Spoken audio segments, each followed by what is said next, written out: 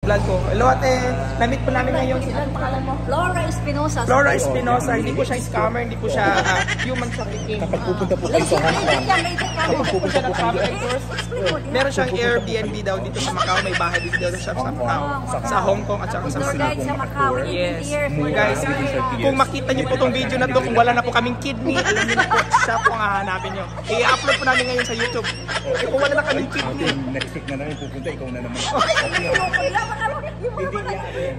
Mga Bisaya ni siya sa Cebu. Asa sa Cebu? Mandawi, Cebu. Apelyido ni natin. Espinosa, seno ko sa dagat pa. Oo, sige. Kung mawat ang kidney, di rin may makontak. Mao rin makita mo. Amazing ka. Ayaw tao na ko. Sige ate. Sabi nga ni ate, kung if you are planning to go to Macau or Hong Kong, siya lang doon yung i-contact nyo kasi napakamura, makakales ka sa mga transportation fare saka sa mga accommodation. Okay, so I hope na hindi siya scammer. Namit lang namin siya sa Macau kasi you know naman, mahirap mag-trust. Pero let's see. Hi guys! Napaka-convenient dito guys dahil ang super ferry from Hong Kong to Macau ay libre lang. Kaya mag-click na sa website na ipopost ko ang yung link para po kayo ay makakapag-jackpot na libreng pamasahe. Dito kami ngayon sa Turbo Jet which is free. First time only for the tourists na galing Hong Kong and planning to go to Macau. Alright guys, so this experience is very unforgettable. Hi Brandon, ready na to another country? Yes, we will see you there at Macau, everyone. Hello po mga kapangidor, malaking gagandahan Diyos po Lord, sana parating kami walang problema. Maraming salamat. God bless. Meow. So ano masasabi mo sa another country tour? Ha? Another country. Okay kayo. Okay kayo. Pinakalit. Di ba kami man na yun guys, kay mo lagi si Ali kay Dilantan. Pero mo tayo kasi ang Christian nga. Dayon mo oy. Mo ni karon mo kami sa agamay pero okay ra.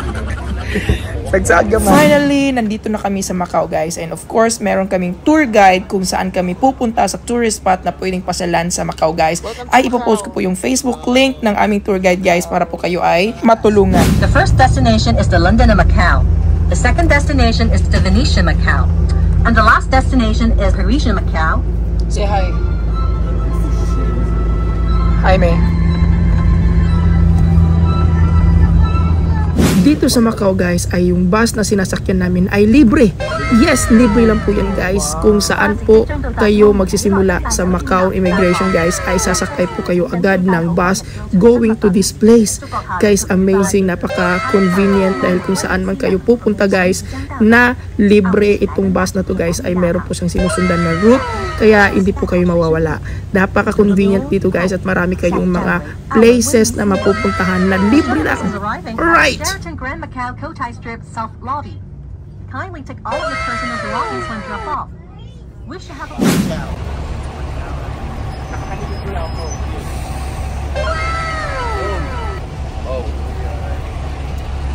Hello guys, nandito kami sa first drop, Venetian Macau. Kuya, thank you. Anong pangalan mo kuya? Ching bayo, Ching. Ching, ano? Ching. Ang pangalan niya si Kuya Ching. Tour guide po siya dito sa Macau guys. Ipopost ko po later kung paano nyo makukontak si Kuya. Alright. First drop is Venetian Macau. Okay, hello Macau.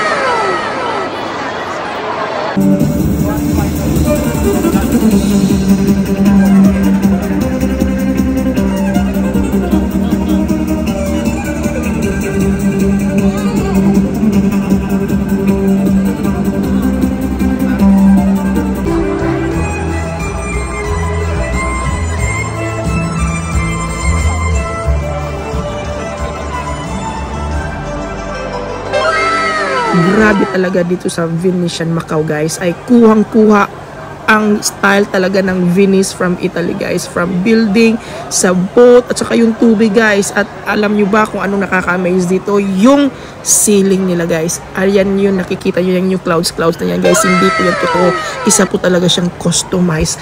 Grabe, amazing, napaka-talented ng gumawa niya guys, super brilliant.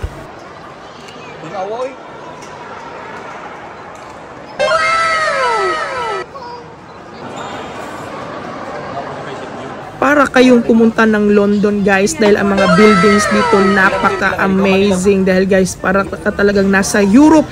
Example na lang yung bus na yan guys, ay makikita mo lang yan sa London. Grabe.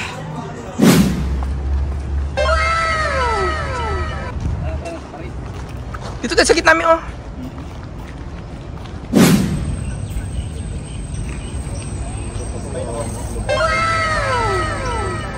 Ngayon ay nandito kami sa mismong tourist spot na nakikita nyo ang Eiffel Tower. Ayun guys, napaka ganda.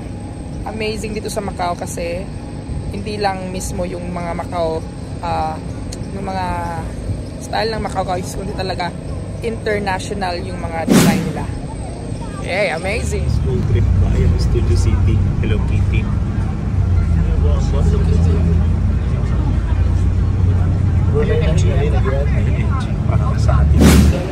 Gani.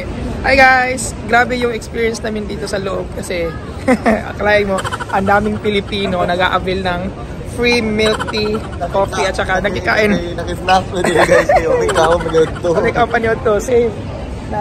Na-save yung life natin sa gutom. Oh, dahil kay Kuya, si Kuya talagang salarin ng lahat. Pinoy diskarte. Busog lahat. Libre kami ni Kuya. Saka akala natin tayo lang, di ba Kuya? Maraming Pilipino din yung, di ba me? Mga babae kumakain din sila dun. Free milk tea. Naka-2 beses tayo da. Dalawang ikot. Dalawang ikot at saka dalawang ikot din ng mga tinapay. Guys, amazing kasi sa loob ng casino, libre lahat. Diba? Ang dami. Bawal kasi cellphone din, bawal mag-video kaya wala akong chance na makakuha. Baka makulong tayo. Char. Basta dito sa Macau guys is ang daming mga casino na maraming free. Pwede yung mga Pilipino nandun. Kung saan yung libre mga Pilipino nandun, napakadami naming nakasalamong Pilipino. Tsaka maraming mga staff na mga Pilipino doon guys. Yeah. Parang it's a small world. Ay, grabe ang experience. Social sa loob, social. Kape lang. Kape niya man.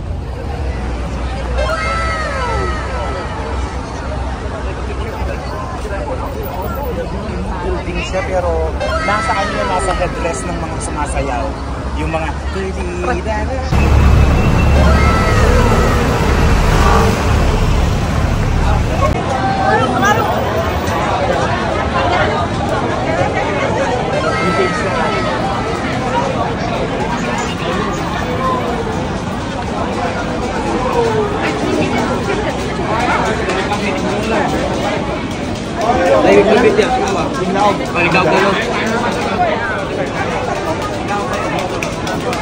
mga magnet. Kumuha tayo mi.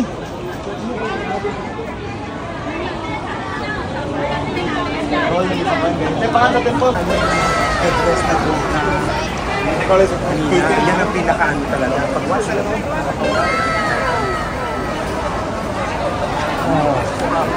Isa yan sa mga historical ng tao. Tignan mo.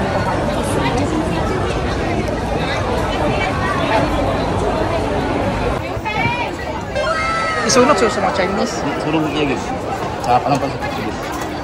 Tapos,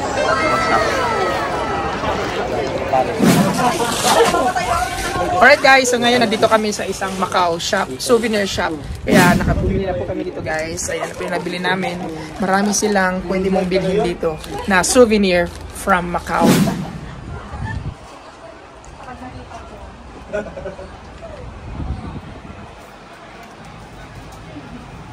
Ate, wala tag 5 diri ate. Walang 5 lang. Ito, 5. Pero cheap siya. Ito, 5. Ah, 5 siya. Ito lang 5. Ang laki po. Mga lighter sir. Mga gusto niyo po. Hindi ba ako nag-yoyosi ate? Bad influence ko talaga ate. Joke lang. Titikman to ah. Ay, syempre, titignan namin yan. Na-play na namin yan. Nilaro ko na yan kanina ate. Anong sige po siya nun? Pila man, ay, pagkano man to ate? Magkano man yan? 199. Tapos, discount 195. Ito mga pang-display niyo po. Meron na ate. Ala, no karte. Ani po.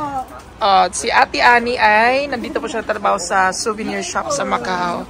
Okay. Ba't ka ate? Tagasan ka ate? From Pangasinan po ako, Isabela po yung asawa ko. Pangasinan. Tarlac naman yung isa. Tarlac naman na, Kapampangan. Anong meron? Anong nabili nyo? Pusong pera. Pero bibili pa tayo sa Hong Kong. Ngayon guys, ay pauwi na kami going back to Hong Kong. Nakabas na lang kami guys dahil hindi na libre ang ship.